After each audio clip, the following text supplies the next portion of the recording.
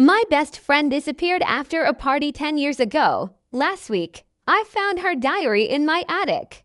I was 17 when my best friend, Emily, vanished. We had just started our senior year. Homecoming was a month away. College applications were looming, and every conversation revolved around how little time we had left before life started for real. That night was supposed to be a blur of cheap vodka, bad decisions, and whispered secrets in the dark corners of a farmhouse outside of town. Instead, it became the night I spent the last 10 years trying to forget and failing. Her name still gets brought up in town sometimes. Usually around the anniversary, or when another true crime podcast rolls through, sniffing for content. Everyone knows the story. Small town girl disappears after a party. Last seen around 1:43 a.m., possibly walking down the main road alone. No trace of her ever found, no body, no note, just ... gone. Her face still sits on a sun-bleached flyer taped to the window of a gas station that's changed owners 3 times since she disappeared. I've told the police my version of that night 100 times. I've told it so many times I stopped knowing whether it was true. I don't mean I lied. Not exactly. I told them what I remembered, or maybe just what I could live with remembering, until last week. I thought I could close that chapter. I thought whatever happened to Emily, I'd never know for sure. Then I found her diary in my attic. Let me back up. I moved back to my hometown 2 months ago. My mom passed away in February after a long battle with cancer, and I inherited the house. It's the same 2-story colonial I grew up in, a pale blue siding, overgrown hedges, a porch swing. That's never held more than dust and spiderwebs. I didn't want to come back. But grief has a way of cornering you, and after a layoff and a breakup in the same week, it felt like I had nothing left to run with. I've been cleaning the house room by room. My mom was a hoarder in a quiet, suburban way, stacks of old magazines, unopened Amazon boxes, expired coupons by the thousands. I avoided the attic for as long as I could. It always creeped me out as a kid. That low ceiling, the splintered floorboards, the single dusty window that never opened. But last week, I finally worked up the nerve. I was looking for Christmas decorations.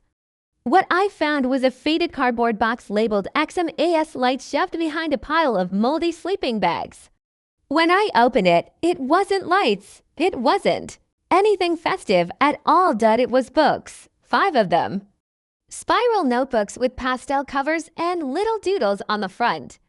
One had a sticker on it, the same sunflower sticker Emily used to put on her school binders. I picked it up, and I swear to God my hands started shaking before I even opened it. The first page was unmistakable. This diary belongs to Emily Claire Foster.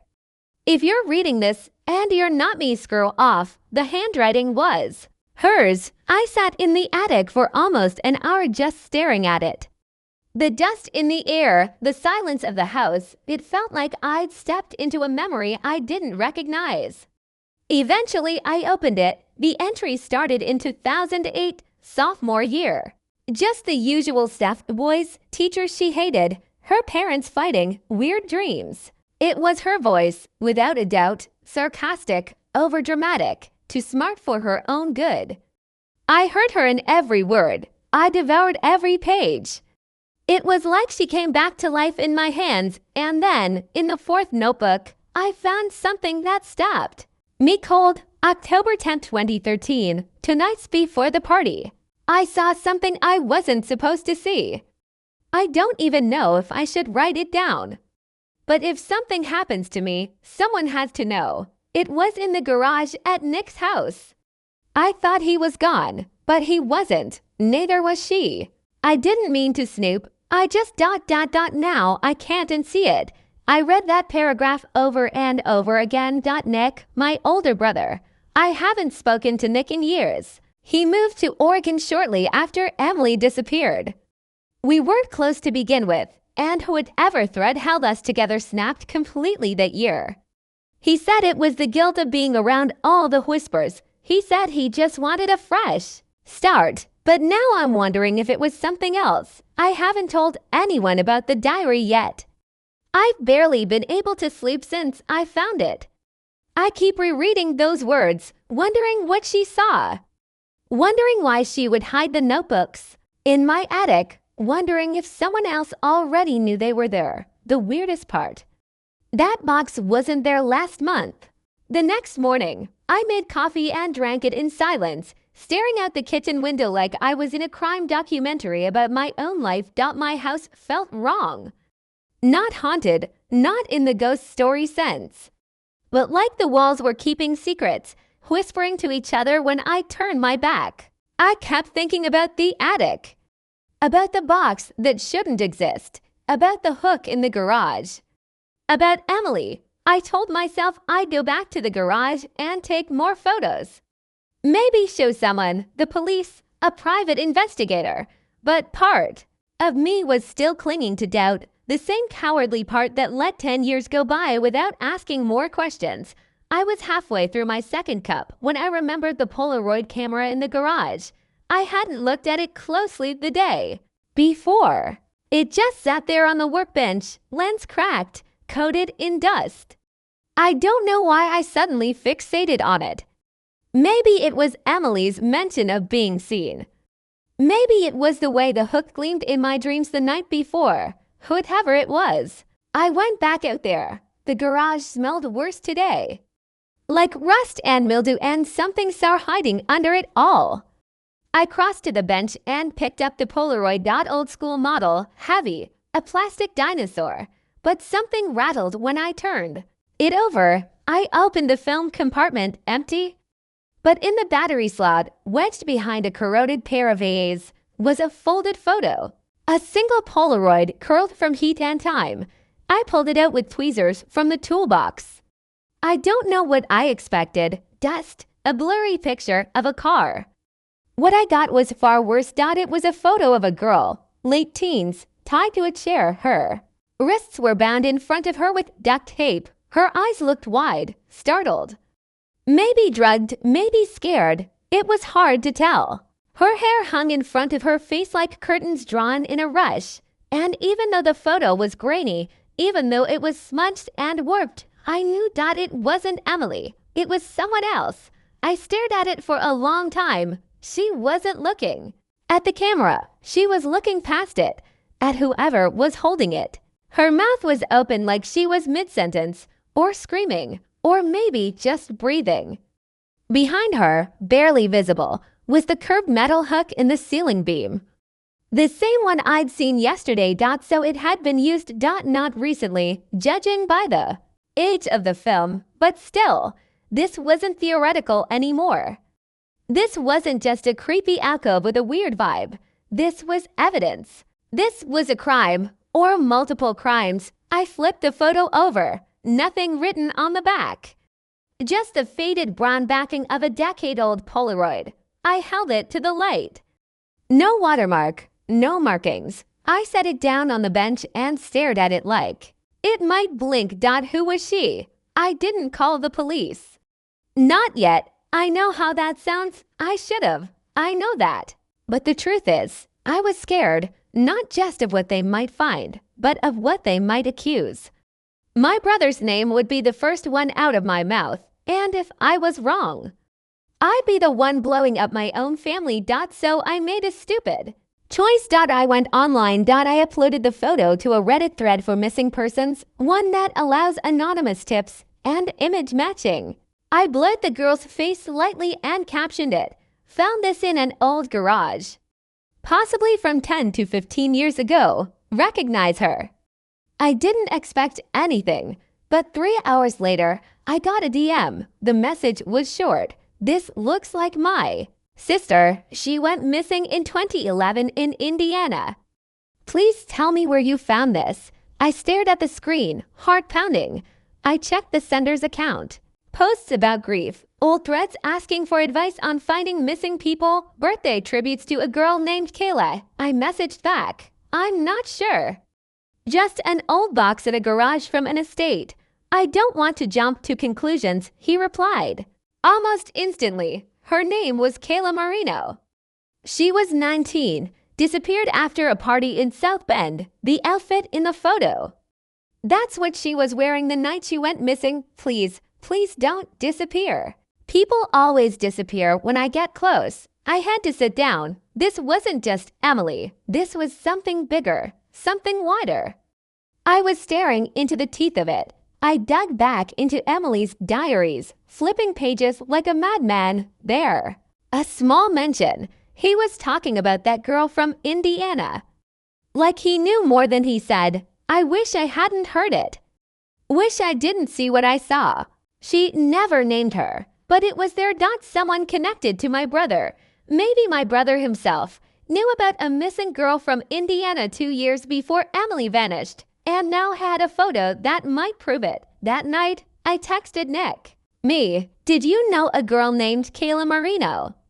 Next scene, no reply. 10 minutes later, I got a knock at my door. Not a text, not a call. A knock. 3 slow raps, deliberate, not friendly. I looked through the PEPHOLE. No one there, but on the doorstep, placed carefully in the center of the mat, was a single Polaroid, face down. I didn't sleep the night I found the diary. I left the notebooks on my desk and touched after that first read. I kept thinking about Emily's handwriting, those careful loops and slashes I hadn't seen in a decade. My thoughts circled like vultures. Why was it in my attic? Had someone hidden it there after she vanished? Had she put it there herself? But one question rose above the rest and clung to me like smoke. What the hell did she see in the garage? And more specifically, what the hell did she see in Nick's garage? When people talk about my brother, it's usually with a shrug. Nick? Yeah, quiet guy, kept to himself. It's the same crap they say about anyone they don't really know.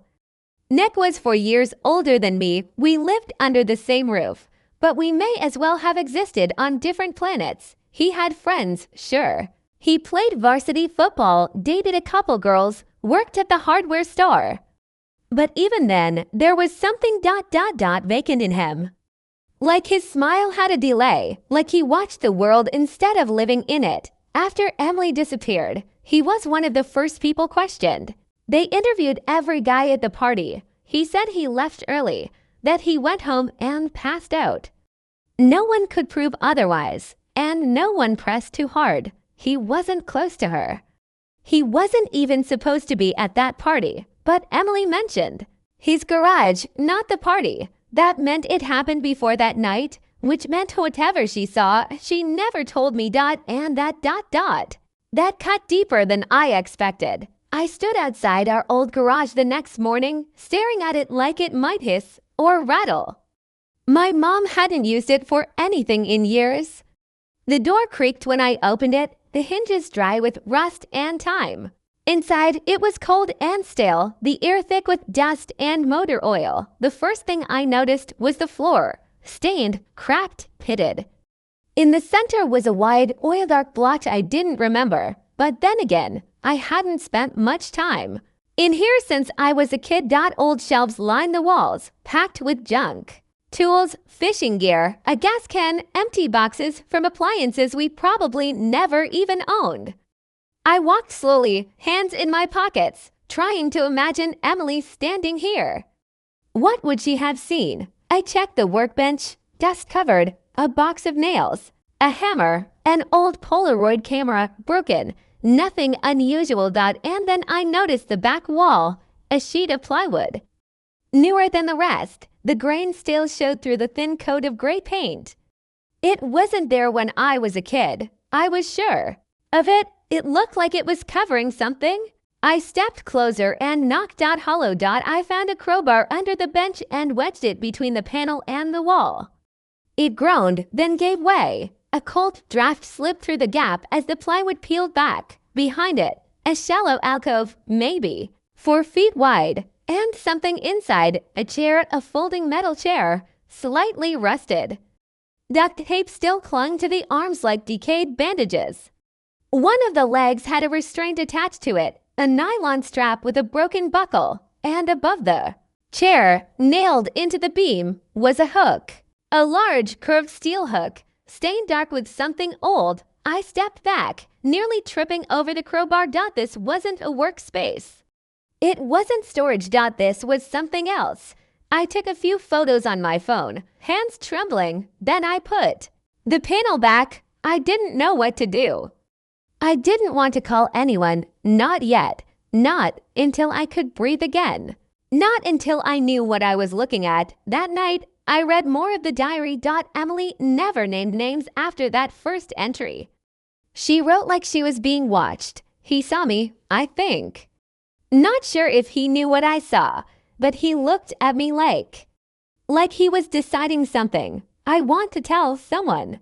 But what if it's not what I thought? What if I'm wrong? I don't want to blow up everything. I keep having the same dream. I'm tied to a chair in the dark. I hear him breathing behind me.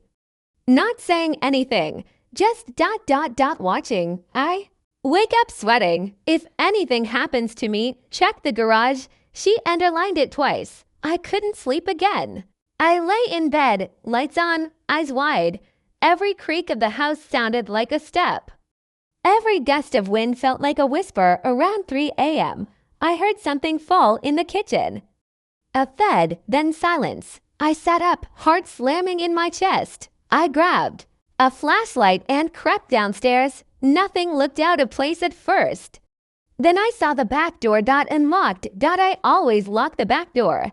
I checked every room, every closet. Nothing. No sign of entry. No footprints. But I still locked all the doors again, pulled every curtain shut, and slept with the flashlight on my chest like a weapon. And now I can't stop thinking about that box in the attic. The one labeled XMAS lights. The one that wasn't there before. Who put it there? Because it sure as hell wasn't me. I stood at the door for a long time, staring at the Polaroid lying face down on my welcome mat. My house was completely still. The street was dead quiet. No footsteps retreating. No car pulling away. Whoever left the photo, if anyone even had, was already gone. Eventually, I opened the door. Every nerve in my arm screamed, "Don't pick it up," like somehow touching it would make this real in a way nothing else had. But I picked it up anyway. I turned it over. It was a picture of me. I was asleep in my bed, facing the wall, my blankets pulled halfway off, the lamp still on. The photo had been taken from inside my bedroom, maybe from the doorway. Maybe closer. My stomach dropped. I hadn't told anyone where I lived. Not online, not to the guy from Reddit, not even to extended family. No one but the realtor and the utility companies had my address. So whoever left the photo, they'd been in my house. I spent the rest of the night locked in the bathroom with a kitchen knife in one hand and my phone in the other. I thought about calling the cops again. IDN single quotes T.Y. I don't know. Some mix of fear and shame. Fear that they wouldn't. Believe me, fear that they would. Shame that I had waited this long. That I hadn't done something 10 years ago when I still could. Instead, I texted Nick again. Me, what did you do? This time he answered, Nick, stop digging. That was it. 3 words, and I swear I felt something inside me split. The next day I drove, nowhere specific. I just had to get out of the house. I left the Polaroid in a shoebox in the trunk, wrapped in an old t-shirt. My thoughts were sludge, thick and heavy. The sunlight made everything look too sharp, too exposed. I drove out of town, past the old quarry, past the high school, past the broken sign at the edge of town that still says "Welcome to Ridgebrook, home of the Panthers." Like nothing bad ever happened here. I stopped at a gas station and sat in the parking lot with the engine running. I thought about the girl from the photo, Kayla Marino, a girl whose name I never knew until yesterday. I thought about how her brother had begged me not to disappear, how close he might have been before it all went dark again. Then I remembered something from Emily's diary. He watches people. I caught him doing it once, just watching, not even hiding. I don't think he knows what it looks like, or maybe he doesn't care at the time. I assumed he was my brother, but what if it wasn't? I went back through the diary, really went through it this time, page by page, looking for patterns. Looking for things I'd missed that Emily had written about someone following her. Same car again, gray truck, no plates, parked 2 houses. Down, I walked up to it, but no one inside. Got that feeling again like I'm being watched. Told myself I was just paranoid. But then I saw him, across the street, just standing there. Nowhere did she say who it was. Nowhere did she name him, but she did leave hints. One that stood out to me was, he wears that brown jacket all the time. The one with the patch on the sleeve says Russell Auto on it. Isn't that where Nick used to work? I sat back. Russell Auto, an old mechanic shop on the edge of town. Closed down in 2016. My brother worked there for a year after high school. Said it sucked. Said the boss was an alcoholic. Said he left after someone broke into his locker and stole his pills. But what if that wasn't the truth either? I drove. There, the building was still standing, though barely. Windows boarded, roof sagging, grass growing up through cracks in the lot. The sign still hung above the office. Russell Auto and Body, we fix IT all. I circled the building. The back door was unlocked. Inside, it was a graveyard of parts, rusted tools, and empty coffee cups. The floor was stained with grease and God knows what else. But it wasn't the garage I cared about. It was the office. The door was locked, but the glass was cracked enough for me to push it open with my shoulder. Inside, file cabinets, old desks, a wall calendar still turned to 2013. On the desk was a plastic nameplate, Russell owner, and behind the desk, on a peg, was a jacket. Brown, dusty. Patch on the sleeve, Russell Auto. I reached into the pockets, empty. Then I checked the drawers. First 2, nothing but invoices and crumpled paper. But in the 3rd drawer, behind a stack of yellowed receipts, I found a small black notebook. No name, no markings, just a list of dates and initials. One stuck out, 10/12 EF October 12th, Emily Foster. The same date as the party. The night she disappeared, I took the notebook and left. I don't remember driving home, just flashes of the road, my knuckles, white on the steering wheel. The sound of my heart in my ears. When I got back, my front door was open, just a crack. Inside, nothing looked disturbed, nothing stolen. But the shoebox in the trunk, the one with the Polaroid, gone.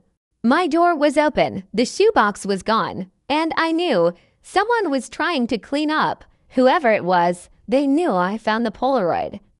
They knew I'd been in the garage. They knew I wasn't letting this go. The only thing they didn't know yet, hopefully, was that I had Emily's diaries. I'd moved them from the desk to the hollow space under the floor vent in my closet the same night I found the photo on my porch. A habit I picked up from childhood, hiding things like my brother used to hide his. I shut and bolted the door. Then I sat in the living room with the Russell Auto notebook in my lap, flipping through its cryptic scrawl of initials and dates. Some of the entries had notes beside them.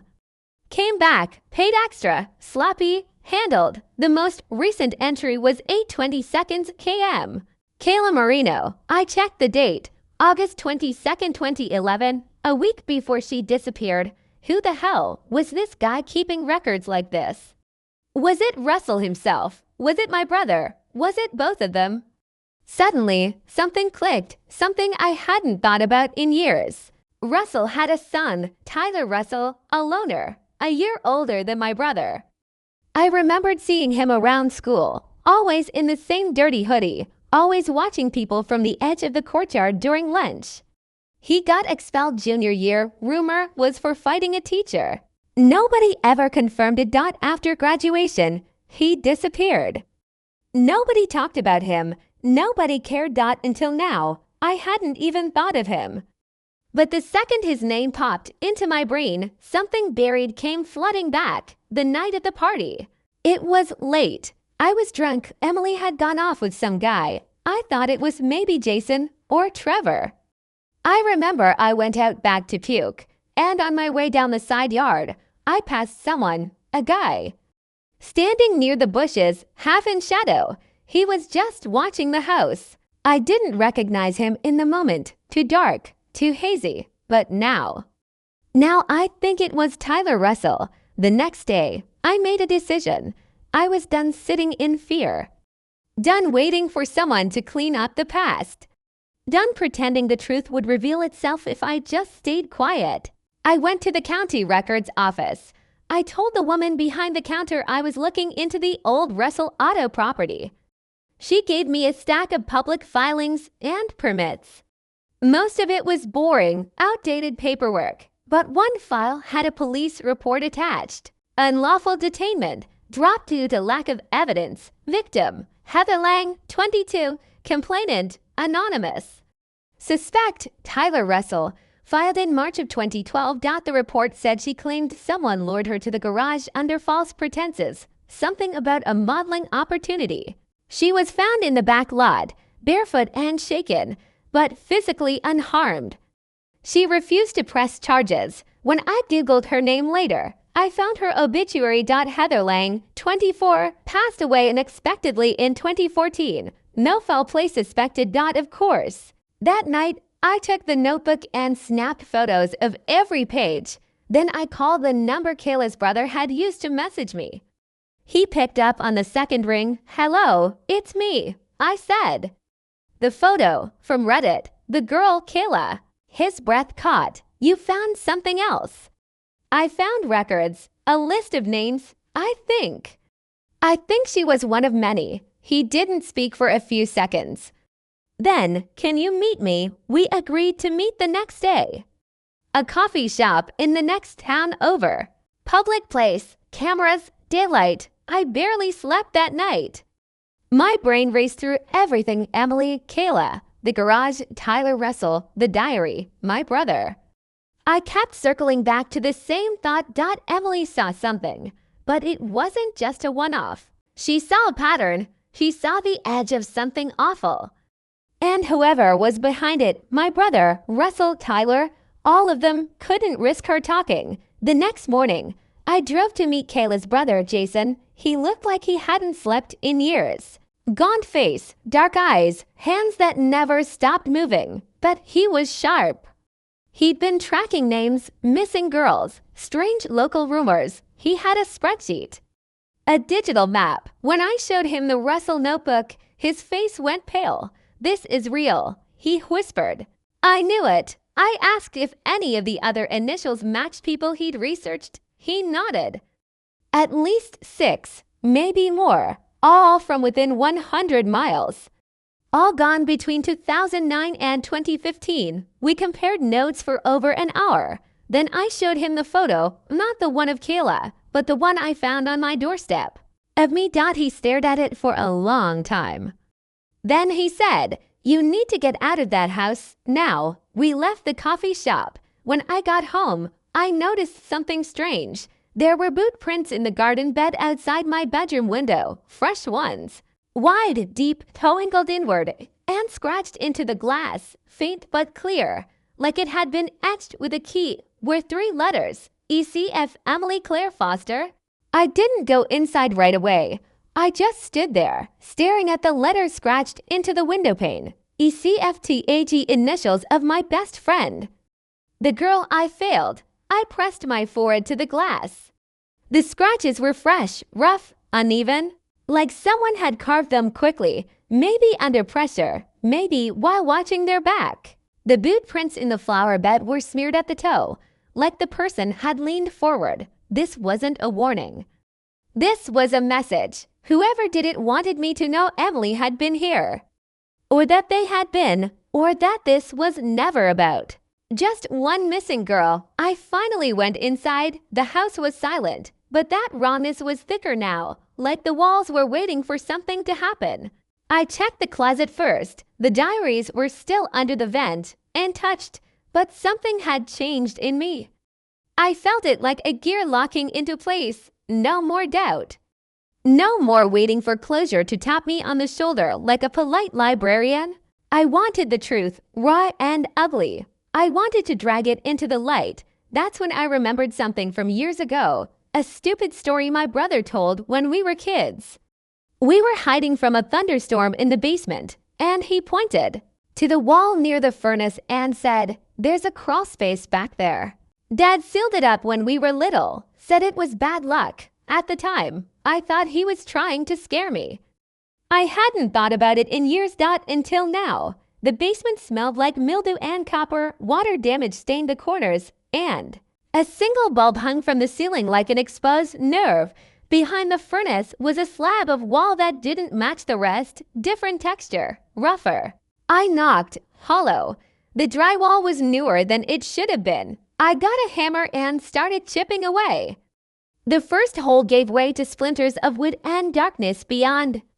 I kept going until I had an opening wide enough to squeeze through. The crawl space was small, maybe 5 feet deep, 3 feet high. The floor was dirt, dry and cracked. I crawled in with my phone's flashlight, heart thudding so hard I could hear it in my teeth. There were objects in the back. A black trash bag, a milk crate, a small wooden box. I started with the bag. Inside, clothes, a pink hoodie, jeans, both familiar. Emily's. The hoodie still had a pin she used to wear, a tiny metal sunflower. I couldn't breathe. In the crate, cassettes, old school tape recordings, labeled with dates. Some were blank. Others had initials. EFKMHL. I counted 8 total. I didn't want to play them, but I knew I had to. I took them upstairs and found my mom's old cassette player in a box. In the hall closet, I dusted it off, popped in the one labeled EF-1013, and pressed play. At first, static, then a voice, soft, scared, familiar. Double quotes. If you're hearing this, it means he's not watching, not right now. I don't know how long I've been here. The light comes on and off, but there's no window. I think I'm underground. Pause, breathing. I don't think this was supposed to happen. I don't think I was the one he wanted. Another pause. A sob. I saw the girl. Before me. She was already gone. I hit stop. I was shaking, not metaphorically. My hands wouldn't stop. I called Jason, Hayla's brother. Told him everything. He didn't speak for a long time. Then he said, "You need to get out of there. Don't stay tonight. Come to me. Bring the tapes." But I couldn't. Not yet. I had to be sure. Had to finish what Emily started. Had to see it through. So I went back down. Deeper this time. The crawl space didn't end with the first wall. There was a narrow tunnel beyond the corner, carved into the earth. I followed it on hands and knees, the smell of rot growing thicker with every inch. And then the space opened. A room dug into the earth, reinforced with wood beams and old plastic sheeting. There was a single chair, metal, rusted, duct tape still stuck to the arms. And in the corner, bones. Small, human, half buried in the dirt. I backed out, ball rising in my throat. My knees were scraped raw, my knuckles bleeding from crawling too fast. I wanted to scream, to cry, to run, but I made myself stop. Made myself turn back and take photos of everything, because this wasn't just Emily's story anymore. It was. All of them. When I surfaced, night had fallen. My phone buzzed. A text from Jason. Got a name. Confirmed Tyler Russell. He's still local. He's been using your brother's name online. I froze. My brother had been in Oregon for nearly 9 years, which meant all the texts, all the warnings, the stop. Digging, they weren't from Nick. They were from Tyler. He'd stolen Nick's identity. Used it to stay close. And now he knew I knew. Then I heard it. Footsteps in the attic. Slow, deliberate, and a voice, muffled by the ceiling. Still digging. Huh? The footsteps above me didn't stop. Slow, heavy, pacing like a predator circling its prey. I froze. Every instinct screamed at me to run, to lock myself away, to call the police. But I had no proof, just a feeling, a terror I couldn't explain. Then, the voice low, almost a whisper through the floorboards. Why won't you quit? You don't know what you're dealing with. I swallowed hard. I'm not scared of you. A pause. You should be. I ran Dot up the stairs, through the living room, out the front door into the night air that never felt so cold. My mind raced. Tyler Russell wasn't just a ghost from the past. He was here, watching, waiting. I jumped into my car, locked the doors, and called Jason. He told me to come straight to his place. Said he'd contacted a private investigator who knew about Tyler's real identity, a string of crimes buried under fake names and cold leads. Tyler wasn't just a local creep. He was a predator hiding in plain sight. At Jason's house. We sat with the last tape. EF minus 10/19, Emily's voice again. He single quotes as more careful now. Uses others to do his work. People disappear, then show up in places no one would look. I'm scared he's using my brother. Nick said he couldn't stay away from the garage. Said he wanted to fix things. I don't know what that means, but I'm afraid he's involved. If anything happens to me, find the tapes, find the truth. Jason and I exchanged looks. My brother, Nick, the only person I trusted for years, was tangled up in this nightmare. We called the police. Finally, we handed over everything. Diaries, tapes, photos. The PI tracked down Tyler Russell, who was arrested within days hiding in an abandoned cabin miles from town. The investigation uncovered the worst. Tyler had been kidnapping and hiding girls for years, keeping them trapped in underground rooms beneath the old garage. Nick, who'd found out and tried to stop him, had been silenced or forced into complicity, his own identity stolen as a shield. Emily had found the crawlspace and tried to warn me before she disappeared. Kayla and Heather weren't the only ones, but the truth was out. It's been months since. I'm moving again, far away. Somewhere Tyler and his shadows can't reach. I keep the tapes and diaries close because some stories don't end with closure. They end with courage and the hope that maybe, just maybe, telling the truth can save someone else. Thanks for reading my story. If you or someone you know is struggling with something dark or dangerous, reach out. There's help. There's light.